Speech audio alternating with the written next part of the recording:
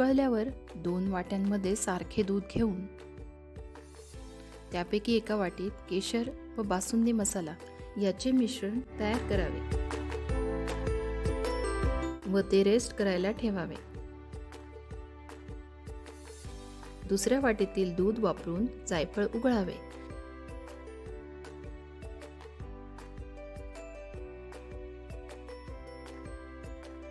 उघळलेले जायफळ वाटीतील दुधात एकत्र करावे.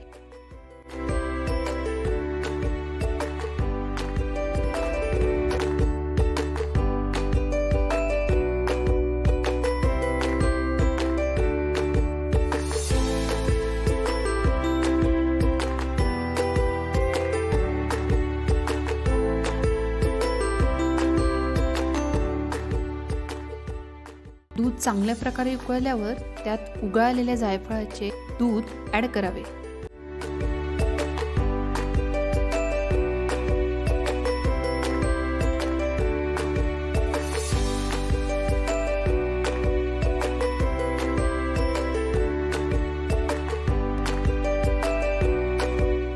आवडीनुसार ड्रायफ्रूट्स टाकावे आणि अजून उकळू द्यावे.